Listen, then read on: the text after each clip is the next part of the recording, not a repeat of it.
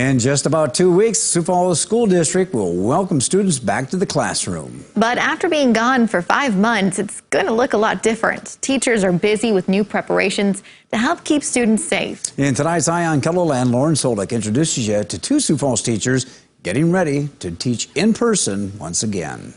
In her 23 years of teaching kindergarten at John Harris Elementary School, Robin Mediger never expected what this year brought. Even when they said we were taking a week off, I thought we'd be back right away. I never thought that it would last that long. On August 27th, Mediger will welcome students back to her classroom. Where the kids are seated are all at least 3 feet apart. So I'm trying to find a floor space for each of them so that they can listen to my instruction, and also a place where they can work, like a table space where they are at least 3 feet apart or with a partition or a divider. Despite the coronavirus, Mediger says she's not worried about having kids back at school. I think that we can do it. I think that we can keep them safe, we can keep ourselves safe. I think we can still do lots of learning and still fill up the school with lots of laughter too. And that in-person learning is something she believes is important.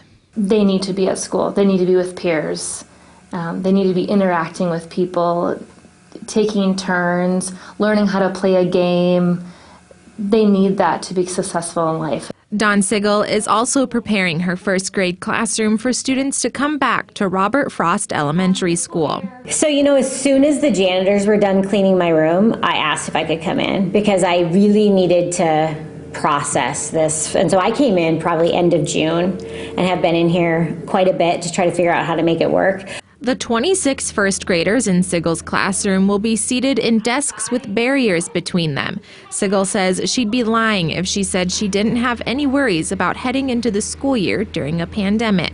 I'm not 20, so I understand that I could have the option, I could get sick from it, but I'm trying to do everything I can to make sure that I feel safe, the kids feel safe, and the parents come into this environment and have their kids feeling safe. She feels a big difference this year will be what happens when kids return. After 25 years, I'm pretty good at what I need to do on each day. And now this year, all of those things have changed. So when we come in here, the first day of school, what's the very first thing? We have masks on that we're not used to wearing that we need to talk about. We need to talk about not putting holes in our fancy new barriers that we have. So those are the kinds of things I think teachers are going to have to work through. Sigel asks for patience as teachers and schools work to figure everything out.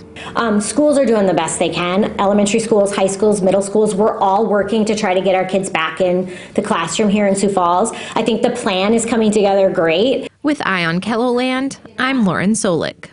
And you can visit our education page on KELOLAND.com for the latest on all the changes happening this year as your kids go back to school.